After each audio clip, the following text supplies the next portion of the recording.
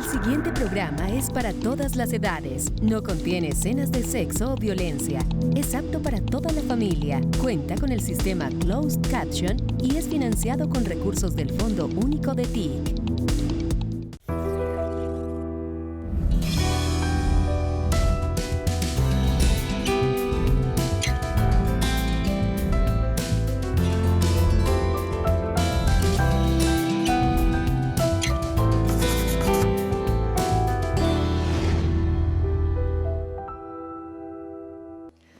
Hola, ¿qué tal? Bienvenidos a Entrevistas con Alma de País. Hoy nuestra charla es con Julián Quintero. Él es sociólogo, director de la Corporación Acción Técnica Social, ATS. Pero ante todo es un comprometido con el consumo responsable y con la reformulación de la política de prohibición contra las drogas. Esto lo hace a través del programa Échele Cabeza cuando se dé en la cabeza, un programa que desde el año 2013 aproximadamente ha impactado, escuchen bien, a más de 100.000 personas en todo Colombia, analizando casi 8.000 muestras de sustancias psicoactivas. Es un tema que nos debe interesar a todos, no solamente a los padres de familia, a todos los colombianos. Muchas gracias por estar con nosotros, Julián, en Entrevistas. Muchas gracias por la invitación, muy bueno estar acá conversando con usted. Bueno, antes que nada, cuéntenos de qué se trata este programa llamado Échele Cabeza cuando se da en la cabeza. Pues nada, es un programa para personas adultas que han tomado la decisión de consumir drogas, sustancias psicoactivas legales o ilegales, y que básicamente no tienen problemas graves asociados a ese consumo, que no van a dejar de hacerlo y que lo que quieren es información que les ayude a sobrellevar ese consumo, que no se les vuelva problemático y que de alguna manera puedan como encontrar como el placer o la satisfacción que muchas personas encuentran en las sustancias. Y entonces nos dedicamos a varias cosas, al análisis de sustancias, como lo decíamos ahorita, que es un poco lo que más se conoce, pero también brindamos información, tenemos una plataforma en internet, hacemos incidencia en política pública, asesoramos a las personas que organizan las fiestas y un montón de acciones en el entorno del bienestar en los espacios de fiesta con presencia de sustancias psicoactivas. Claro, y pues de todo eso vamos a estar hablando en dos capítulos muy interesantes porque es un tema que, como lo decíamos al inicio, nos debe importar a todos, pero no solamente desde la prevención, sino también desde el conocimiento ya mismo de aquellas personas que ya están en consumo. ¿Cómo nace este programa? ¿Por qué nace este programa desde la sociología principalmente? Bueno, sí, como desde la sociología yo salí de la universidad y como sociólogo uno tiene como una labor con la sociedad y es encontrar soluciones a problemas que hay en la sociedad y ojalá de maneras alternativas, intentando hacer algo diferente. Y pues cuando salí de la universidad me encontré con el enfoque de reducción de riesgos y daños. Digamos, esta estrategia está parada en una cosa que se llama la reducción de riesgos y daños, que es un componente de las políticas públicas en Colombia. Que no tiene que ver con la prevención. Que la complementa, exacto. Okay. Digamos que la prevención es retardar o evitar el contacto con la sustancia, que era algo que siempre se hacía, o también lo otro que se hacía era la mal llamada rehabilitación o superación del consumo, y es, si tienes problemas, abandónalo. En la mitad de eso nace este componente y este enfoque que dice, si ya estás usando sustancias, si no tienes problemas graves o si no quieres dejar de hacerlo, pues vamos a buscar la manera en que se minimice al máximo el impacto. Y nace, exacto, en el 2009, yo tengo mi maestría en España y conozco un proyecto muy inspirador que se llama Energy Control, y a partir de ahí empezamos a intercambiar metodologías. En el año 2010 que yo regreso, con recursos del Ministerio de Salud de esa época, hacemos el piloto y arrancamos en el año 2010 aproximadamente nuestras intervenciones en calle y en fiestas. Bueno, contémosle a la audiencia realmente cómo funciona en la práctica, en la logística, este programa de Échele Cabeza. Llegan ustedes a las fiestas y ¿qué pasa? Yo creo que ante todo funciona con un equipo humano muy potente, o sea, son jóvenes que son voluntarios profesionales, algunos, otros son personas contratadas del equipo, y lo que hacemos es que llegamos a una fiesta y ponemos un stand, digamos como una mesa grande, una carpa, un lugar donde la gente siempre nos ve, casi siempre es apenas entre la gente nos ve, porque lo que intentamos es que la gente nos encuentre antes de entrar a bailar o antes de entrar. Estamos después de la requisa, cuando la policía ya ha intentado hacer lo máximo, que es tener las sustancias, pero estamos antes el último paso antes de consumir. La gente llega y ve nuestro stand, se le ofrece información sobre demanda, es decir, a quien no consume no se le da información. Si tú consumes, hola, ¿cómo estás? ¿Tú qué consumes? No, yo consumo cocaína, yo consumo éxtasis, entonces se le da información sobre eso. ¿Qué tipo de información? Efectos, se le da información sobre vías de administración, sobre dosis, se le da información sobre mezclas riesgosas o potencialmente mortales, se le da información sobre efectos primarios, efectos secundarios, riesgos, daños, placeres, información. Pero también se le dice, ¿quieres analizar lo que te vas a consumir? La persona dice, sí, yo vengo a analizar para saber si eso no es lo que yo quiero consumir, porque pues es un mercado ilegal, y la persona entrega y dona un poco de la muestra que va a usar, y a través de unos análisis químicos muy rápidos, ahí mismo, en tiempo real. La idea es que una persona no demore más de 5 o 10 minutos pasando por el stand, y al final un grupo de profesionales, químicos, sociólogos, psicólogos, trabajadores sociales, le dan una asesoría y le dicen, mira, lo que vas a consumir es esto o lo otro, te va a producir estos efectos y ten mucho cuidado con estas mezclas y probablemente va a pasar esto, ten mucha precaución y cualquier cosa también tenemos acá, esa es la tabla de mezclas, sí. Y ten mucha precaución porque además también tenemos aquí en estas fiestas, tenemos zona de recuperación para primeros auxilios psicoactivos, para personas que están en mal viaje, y también brindamos agua gratuita o mínimo vital de agua para las personas que no pueden comprar agua o no pueden acceder a ella rápido. Entonces lo que hacemos es una intervención integral que también implica asesorar a los equipos de salud mucho en el tema de sustancias psicoactivas, y lo que hacemos es eso, una intervención integral en espacios de fiesta para sustancias psicoactivas legales o ilegales, desde borrachitos hasta con taquicardia por nicotina, hasta sí, usuarios de éxtasis, de cocaína o que mezclan de todo. Hablemos precisamente de esas mezclas peligrosas, de esas mezclas letales. ¿Cuáles podrían ser para hacer un poco de pedagogía, pero además entendiendo realmente lo que usted acaba de decir? Es educar a la gente en un consumo, entre comillas, responsable y que minorice el riesgo, pues, de muerte cuando se consumen estas drogas. Sí, yo creo que nosotros, pues, de alguna manera, cada uno hace la tarea, ¿no? Los papás hacen la tarea de evitar, los docentes hacen la tarea de evitar, a veces la fuerza pública, aunque no tiene la potestad, la intenta quitar, pero pues ya cuando se enfrentan a nosotros son personas que ya van a usar la sustancia, y lo que intentamos es como darle la información muchas veces antes de que le lleguen las drogas a la gente. Eso es como una de nuestras estrategias, porque las drogas siempre van a llegar en algún momento, las sustancias siempre van a llegar, y lo que intentamos es como que más que responsable, porque a veces podría, en la filosofía, consumir cualquier droga no es responsable, pero por eso lo llamamos mitigar el riesgo, minimizar el impacto negativo y maximizar de alguna manera. Yo creo que aquí hay algo más complejo en la conversación, y es que hay una conversación que nos hemos negado, y es que las sustancias psicoactivas producen placer y tienen una función social. Digamos, nosotros muchas veces tenemos pena de sacar a bailar a alguien y lo que hacemos es tomarnos 2 whiskycitos para tomarnos confianza. O muchas veces no podemos concentrarnos en nuestras mañanas y nos tomamos el cafecito para poder tener la fuerza para levantarnos, ¿no? Entonces yo creo que las sustancias tienen una función social, generan placer y recompensan a la persona, y en la medida en que nosotros podamos entender esa función social de las sustancias, esa función como en la personalidad de la gente, vamos a poder entender también el riesgo que ellas tienen y cómo poder balancear ese placer con ese riesgo y que las personas tomen decisiones informadas.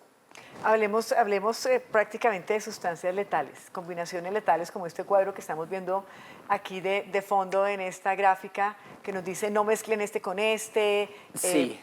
No, hay algunos activadores también que no se puede mezclar incluso con vapeadores, o sea, cosas que de repente hoy en día para muchas personas son un mundo desconocido.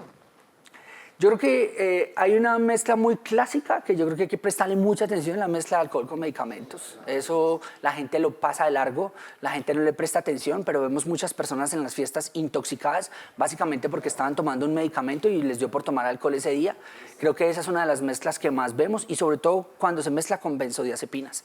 Y las benzodiazepinas, que son estos medicamentos hipnóticos que están viniendo mezcladas con el 2CB. Creo que esa es una mezcla en este momento muy, muy peligrosa, y es la mezcla de alcohol con el 2CB, muy, muy común. Este fin de semana tuvimos una fiesta donde encontramos benzodiazepinas en varias muestras de 2CB, y los chicos estaban tomando alcohol y se les veía ya su letargamiento, como su torpeza, como que estaban empezando a quedar dormidos, y les decían, miren cómo se ven, si siguen tomando, de pronto pueden tener un paro respiratorio. Creo que esa es una mezcla muy peligrosa. La mezcla de estimulantes con estimulantes y más estimulantes también es muy riesgosa. Ejemplo. Cocaína o éxtasis con Red Bull y con vaporizador.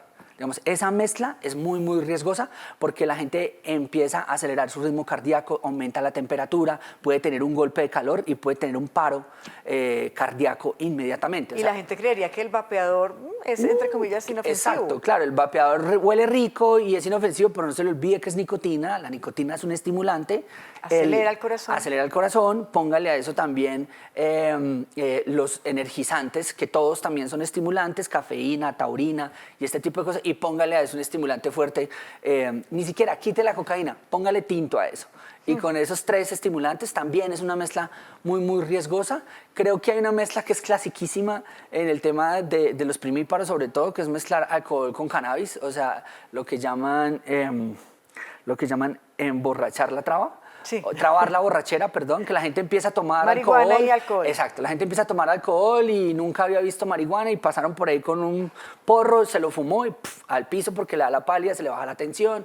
Eso también es muy común que pase. Entonces creo que ante todo, todas las mezclas son riesgosas, pero hay unas que son potencialmente mortales y creo que lo más importante es que la gente tiene que aprender y tiene que conocer sobre las sustancias que va a conocer. Creo que si a nuestros padres les hubieran enseñado con el consumo de alcohol lo que nosotros les estamos enseñando a los chinos con el consumo de drogas de síntesis, de pronto tendríamos menos desastres como los que tenemos hoy con el alcohol, que es la principal sustancia que afecta más a nuestra convivencia, a nuestra sociedad hoy en día. Y es la puerta de entrada a las drogas, porque al fin y al cabo es una droga. Claro, claro, es una sustancia psicoactiva y realmente entre el alcohol y el tabaco es lo primero que nosotros vemos en el hogar, de la mano de nuestros padres, es lo primero que vemos en el ejemplo, lo recibimos casi siempre de manos de los familiares y a veces han culpado el cannabis por entrar a las sustancias cuando lo que vemos es que son las sustancias legales las que abren las puertas. Una pequeña pausa y ya regresamos con este tema tan interesante que hay en Entrevistas con Alma de País.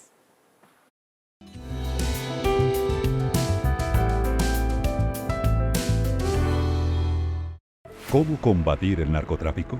Debilitando el mercado ilegal, atacando su estructura criminal y poniendo sus propiedades en función de la vida. El gobierno del cambio ha tomado medidas contundentes que han llevado a la incautación de más de 692 toneladas de cocaína. La fuerza pública continúa dando un duro golpe a las estructuras criminales y acabando varias de sus rutas de comercio ilegal. Hemos logrado que el mercado de la base de coca caiga y sea poco rentable. Además, gracias a la SAE, las propiedades que eran de las mafias están pasando a manos del pueblo colombiano y siendo usadas para la producción campesina de alimentos, la educación pública y espacios deportivos. Así combatimos la inseguridad y la sociedad colombiana avanza en un pacto por la paz con justicia social. Colombia, potencia de la vida, gobierno del cambio.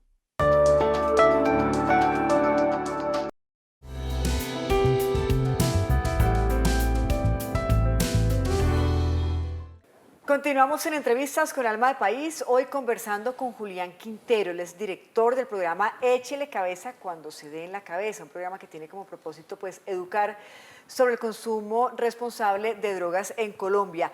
Y uno creería, Julián, yo que soy bien conservadora, ¿por qué educar en el consumo y no educar en la prevención? Yo creo que es una pregunta que le habrán hecho en muchas ocasiones. ¿Por qué no educar más bien en la prevención y en evitar que los seres humanos, independientemente si son jóvenes o adultos, pues lleguen realmente al consumo de drogas y al exceso del consumo de drogas? Yo creo que siempre hay que educar en prevención. Y es lo primero que hay que hacer. Creo que es lo más importante y si tú no quieres tener problemas con las drogas, no las consumas. Si no te gusta que la gente pique, pues no se lo eches a la sopa. Es como la principal, es la más grande, y creo que es lo más importante. Pero además también creo que debe ser una etapa muy importante de la vida y es la etapa más de los niños, las niñas, esa fase adolescente, que creo que además donde toda la carga, digamos, de valores, de convicciones, de toma de decisiones, es cuando se construye ese pedazo de la identidad de los pelados. Creo que ahí es donde es importante para que ellos tomen decisiones importantes en el futuro. Y muchas veces los padres como que se ponen tristes porque un hijo toma la decisión de consumir a una mediana edad o probar o algo así, pero a veces también responde esa decisión a que los padres también educaron bien a los hijos. Los padres no pueden por qué sentirse frustrados o tristes porque un hijo tomó la decisión de consumir, cuando muchas veces el chino simplemente en una decisión autónoma, seria y responsable dice, bueno, voy a probar esta cosa y ya. La mayoría de la gente prueba una vez las sustancias y no las vuelve a tocar, casi que el 80-85% de la gente. Y es muy normal, que yo creo que hay que entender esa etapa de la vida de los adolescentes, que es donde tú pruebas con todo, ¿no?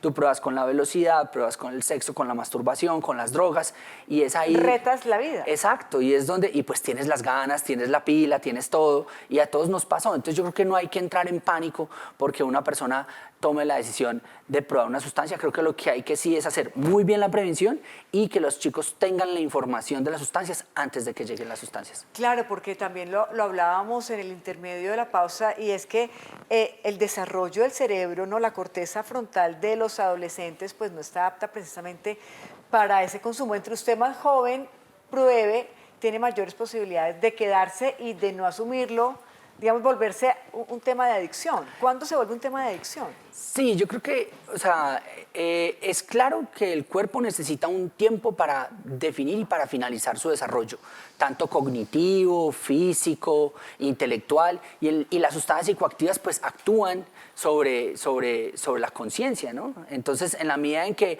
nosotros entremos en ese proceso de maduración del cerebro a irrumpir con sustancias que son externas, que son tóxicas, pues seguramente y por lógica puede haber un daño o puede haber un malestar o puede alterar algún tipo del desarrollo. Entonces, básicamente uno lo que le dice a los pelados es, no te voy a decir que no lo hagas, pero sí te voy a decir que te tomes un tiempo para tomar la decisión, espera. Y yo creo que gran parte de la clave de la educación en drogas está en hablar con la ciencia, en hablar con la evidencia, en poderle mostrar y en aprender con los jóvenes. Los padres muchas veces tampoco saben. Entonces, darse la tarea de, venga, estudiemos cuál es el impacto en el cerebro del cannabis, cuál es el impacto de la cocaína, digamos, en el desarrollo del cuerpo humano, por qué no estudiamos entre los dos, tomemos una decisión, ves que si es bueno, mejor esperar un tiempo. Yo creo que esa es una tarea que puede ser importante, que es dura, pero que en la medida en que los padres también se den esa tarea de crecer y de conocer con los muchachos sobre las sustancias, los chicos van a creer mucho más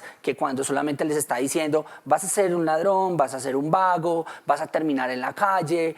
Pues a la final se dan cuenta con los amigos que la mayoría de la gente que usa sustancias ni termina en esa condición, ni termina en eso, y era como que los padres les estaban mintiendo, y es con la evidencia como toca hoy en día educar a los muchachos, con evidencia, con diálogo, con amor, con realidad.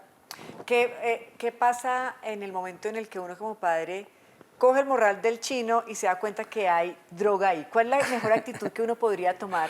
Nos pasa muchísimo, y nos llaman y nos dicen, por favor, cuénteme qué es esto, qué hago aquí. Yo creo que lo primero que tiene que hacer es no perder el pánico, o sea, no entrar en pánico. Es como que no entrar en pánico ni en mucho susto. Creo que es una alerta. Creo que debe aprovechar creo que lo segundo es que lo debe aprovechar como una oportunidad de acercamiento, de confianza, de preguntar y de crecer. Creo que es lo segundo que tiene que hacer. Creo que muchas veces nos preguntan a nosotros cuando lo primero que hay que hacer es preguntarle a los pelados qué es eso, por qué está ahí, qué fue lo que pasó. La mayoría dirían, no, eso no es mío, es de un amigo. Eso no es mío. Todos dicen, eso no es mío, es de un amigo. Hemos dicho, Julián. Es como, eso pasa mucho. Entonces yo creo que es no entrar en pánico, es una oportunidad de aprender y de diálogo. Creo que también es intentar que esa experiencia, experimentación, por redundar, pase muy rápido por la vida de la persona.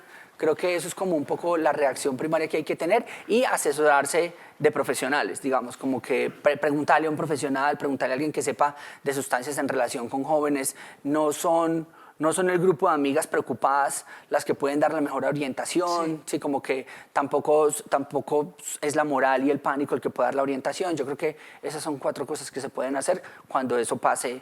Nos pasa mucho que nos llaman a decirnos, ¿qué es esto que encontré en la maleta de mi hijo? Y va uno a mirar y es una pastilla que le dio el odontólogo para revelar el sarro, ¿sí? Entonces queda como un oso la mamá, queda el chino, se ríe de la mamá. Entonces, ese tipo de cosas pasan mucho. ¿Y ustedes dan esas asesorías en la corporación? Digamos que quienes nos están viendo y escuchando, ¿podrían acercarse a ustedes en busca de esta ayuda? Sí, usualmente, digamos como que este año por volumen de trabajo, estuvimos hasta hace por ahí 2 meses dando la asesoría. Por internet damos mucha asesoría, por los chats que tenemos constantemente. Hay un grupo de 5 o 6 personas que está, la gente quiero preguntar algo, quiero ir a tal lado, sugerencias. Entonces la gente sí nos pregunta mucho, y creo que el próximo año vamos a abrir un canal más personalizado de acompañamiento a padres, de acompañamiento a pelados. Más adelante, por supuesto, hablaremos de lo que están consumiendo los jóvenes en Colombia, pero no solamente en las grandes ciudades, en los pueblos y en los territorios también llega la droga y es muy importante que ustedes como padres de familia estén enterados. Por ahora hablemos de esa visión y ese pensamiento que está muy ligado también al enfoque de la política contra las drogas del presidente Gustavo Petro y que está alineado a lo que ustedes piensan en la corporación y usted principalmente, Julián, que trabajó con él cuando fue alcalde de Bogotá. ¿En dónde se unen los puntos? Nosotros empezamos como organización en el 2008 y ya para el 2010 teníamos perfilado lo que el enfoque de reducción de riesgos y daños. En esa época yo participo en lo que fue la construcción de la política pública de drogas de Bogotá, en el año 2011, era técnico, me acuerdo de la Secretaría de Integración Social, y después entra Gustavo Petro en el 2012 y coge esa política. Entonces dice, bueno, ¿qué es la política de drogas? Y la implementa, y fue una política muy, muy vanguardista para ese momento. ¿En qué consistía? Yo me acuerdo que había como, repartían jeringas, ¿no? Había como unos carros donde iban las personas y, entonces, digamos que y había como un consumo seguro. De alguna manera, reducción de daños. Como nosotros implementamos la política y acompañamos en ese momento al alcalde entonces como organización de la sociedad civil a implementar esas estrategias. ¿Qué tiene, digamos, un poco la sociedad civil? Que es que la sociedad civil, las organizaciones que trabajamos en campo, en calle, pues tenemos un poco como esa continuidad con la comunidad, tenemos el trabajo entre pares, podemos tomar decisiones políticas y decisiones técnicas más arriesgadas, tenemos un poco más de libertad que la institucionalidad y ese fue como el match que hicimos ahí con el gobierno de entonces, porque el gobierno pensaba hacer cosas, pero pues no sabía cómo, ni quién, ni todo, entonces nosotros trajimos metodología de otros países, hablamos con la gente. Fuimos nosotros los que empezamos a analizar drogas en el gobierno de Gustavo Petro con apoyo del gobierno en los festivales al parque. Nosotros también fuimos los que empezamos a distribuir jeringas para que las personas no se intercambiaran las mismas jeringas. Pero también empezamos en un tema del posicionamiento de los derechos de las personas usuarias de drogas, que eso fue muy importante, como el tema de la desestigmatización. También empezamos mucho con el tema del cambio cultural y el cambio cultural y político, y era posicionar este discurso de que el prohibicionismo había fracasado. Hace 10, 15 años, cuando nosotros empezamos a decir que el prohibicionismo había fracasado, pues nos daban muy duro. Hoy en día todos lo dicen, digamos, todos lo tienen claro, del presidente para abajo, los internacionales. Claro, ¿cuál es el rollo ahorita? Que a todos les da miedo hacer el cambio y hacer otras acciones, pero por lo menos se posicionó el enfoque, o por lo menos la idea de que el prohibicionismo fracasó, y ahí es donde ahorita acabamos de participar en la nueva política de drogas del actual gobierno. Durante un año estuvimos sentados en mesas de trabajo con mucha gente y ya salió hace un mes, 2 meses, y ahora hay que ponerla a andar. Entonces estamos... ¿En qué consiste? Si pudiéramos decir 5 pilares de esta nueva política para que la gente entienda realmente de qué se trata. A mí me parece, desde la perspectiva que yo trabajo, digamos, que está más en el tema del consumo y el cambio cultural, a mí me parece como, yo me tomaría varios pilares. El primero es el tema del abordaje del consumo de sustancia como un enfoque de salud pública y de derechos. Creo que ahí ya hay un cambio duro. Me parece que es muy importante el tema del cambio cultural y el cambio de narrativa. Esa es una tarea a la que ninguna política le había metido la muela. Creo que el tema de la diplomacia internacional para el posicionamiento de un nuevo enfoque, creo que este gobierno lo está haciendo muy bien. Tuvo unas muy buenas intenciones hace poquito en un evento en Cali, pero se estrelló con que la región todavía es muy conservadora. Sí. Creo que hay una dignidad importante en este momento en el país. Nosotros hemos asumido que tenemos toda la legitimidad para hablarle al mundo de un cambio de política de drogas. Ahorita nos estamos preparando todos para ir el próximo año a Viena, un poco a plantearle esta conversación al mundo. Y creo que el ajuste y la reorganización de todo el sistema y de todo el proceso que tiene que ver con la sustitución de cultivos. Creo que esos son 4 elementos que valoraríamos nosotros de la nueva política, y que tiene que ver también con dejar de perseguir a los eslabones que llaman más débiles, los cultivadores y los consumidores, y enfocarse también en perseguir el narcotráfico en los grandes narcotraficantes, en los grandes generadores de violencia. Pero entonces, como para concluir este segmento y dar paso a la pausa, ¿por qué la legalización de la droga podría, por supuesto, aportarle a la paz, podría aportarle al fin de la guerra, pero no podría aportarle a la disminución del consumo? Muy interesante. Es que yo creo que la gente confunde la regulación del mercado, la legalización, con prohibicionismo o con prevención, y no lo es. O sea, ya hay un mercado que existe, ya hay una demanda que existe, ya hay una oferta que existe, pero ¿quién regula eso? La ilegalidad. ¿Y cómo lo regula? A partir del ejercicio de la violencia. Entonces, solo para poner un ejemplo, en América, desde Canadá hasta el sur, al año pueden morir 6.000, 7.000 personas por sobredosis asociadas a la cocaína, pero mueren un poco más de entre 35.000 y 45.000 asociados a la disputa de la violencia por el control de la cocaína. Entonces ahí es donde uno dice, ¿qué mata más? ¿La droga o la política prohibicionista? Entonces, pues, este es el cambio de narrativa y es un poco contarle a este país y es, oye, hay que entender que nosotros nos engañaron con el cuento de que el prohibicionismo funcionaba. Y eso nunca ha funcionado. Las drogas han estado con nosotros hace miles de años y no vamos a dejar de usarlas. Por eso hemos tenido chamanes al lado toda la vida, brujas, bartenders, todo. O sea, hemos tenido gente que nos ha administrado sustancias toda la vida. Ese error histórico de los últimos 100 años de pensar que las iban a acabar o que las iban a quitar de nuestro lado, pues es una pendeja que nos está saliendo muy caro. Entonces, la regulación del mercado ilegal de las drogas por parte del Estado nos va a ayudar más a resolver un problema de violencia, de corrupción y de pobreza. Sí. Y si nos queda, pues vamos a poder moderar y contener el daño en el consumo. Pero el principal objetivo de la regulación del mercado no es la disminución del consumo. Bueno, es la disminución de la violencia. Para después de la pausa, porque debo ir a la pausa. Pero legalizarla aumentaría el consumo, me cuento después de la pausa. Quieto en primera, ya volvemos.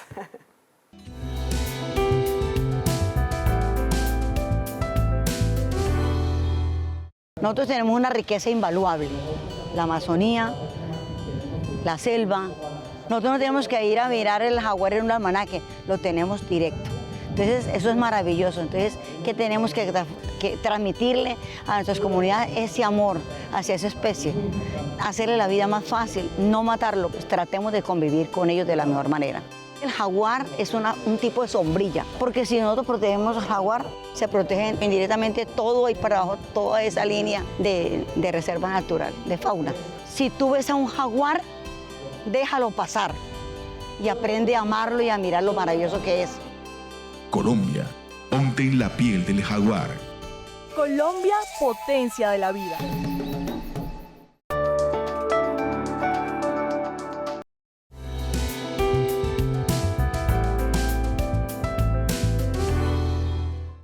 Continuamos en entrevistas con Alma de País, hoy hablando con Julián Quintero, un tema muy interesante que tiene que ver con el consumo de drogas en nuestro país, en el mundo y por supuesto con la legalización de este mercado.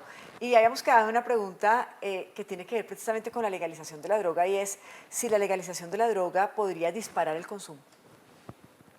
No hay evidencia sólida que demuestre que hay un aumento significativo y preocupante en el aumento del consumo por la regulación del mercado. Y le voy a poner dos ejemplos. Acabo de llegar de Estados Unidos, de estar en un evento como de los más grandes y mostraron muchos datos que mostraban que el aumento en algunos lugares se dio en 1 punto, 2 puntos, sobre todo en población mayor de 45 años. Eso fue muy interesante, porque pues gente que toda la vida estuvo muy en la norma, muy juiciosa, muy como no voy a hacer nada que la norma no me deje, le aumentó la curiosidad. Entonces el riesgo de una dependencia de esa edad pues es muy baja. Y lo segundo, los números en adolescentes se mantuvieron y en algunos estados descendieron. Entonces creo que no hay como una evidencia agrupada que diga que de manera significativa que hay un aumento escandaloso. Entonces, nos deja tranquilos, sí, nos deja tranquilos su respuesta. Mire, usted afirmó hace poco en la mesa de la ONU sobre drogas y salud y dijo algo que me causó pues realmente una reflexión muy grande. Dijo, hoy en Colombia tenemos más cocaína y menos guerrilla. ¿Cómo así? Explíqueme eso. Pues un poco lo que vimos, eso fue en el contexto de todos estos procesos que tenemos, y es que cada vez hay menos grupos armados en Colombia, pero cada día producimos más cocaína. Entonces, y hay una verdad muy dura que la sociedad debe tener clara, y es que debemos perder el miedo de la conversación de la regulación de la cocaína. En Colombia, desde que exista un mercado ilegal de cocaína, no va a haber paz. Y no va a haber tranquilidad y no va a haber, digamos, como una paz total, porque es la gasolina que mantiene el conflicto. Y sobre todo el conflicto, pero también muy jodido, mantiene de alguna manera una gran población de campesinado pobre en este país que no tiene otra opción que hacerlo, pero también mantiene una máquina de corrupción que permea todas las esferas de la sociedad, o sea, desde lo más político hasta los militares, hasta la sociedad, hasta los más comerciantes, todos están tocados, y en este país nadie está a más de 1 o 2 grados de separación del narcotráfico por cualquier razón. Entonces, hasta que no resolvamos nosotros el tema de la cocaína y no le perdamos el miedo a la conversación de la regulación de la cocaína, aquí va a seguir habiendo mucho plomo. Uy, pues nos vamos con esa frase final de Julián. Nos quedaron muchos temas en el tintero: fentanilo, sobredosis, en fin. Este es un tema del que tenemos que hablar y hay que ponerlo sobre la mesa en la conversación nacional, así que lo invito a un segundo capítulo para que podamos seguir haciendo pedagogía con nuestra audiencia. ¿Le parece? Claro que sí.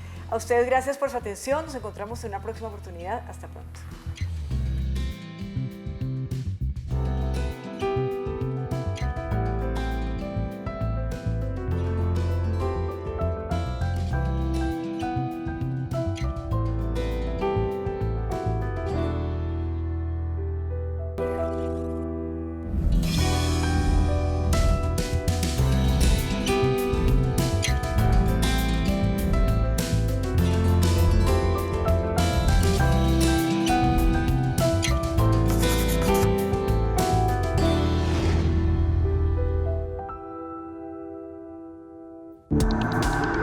Este contenido fue financiado con recursos del Fondo Único de TIC.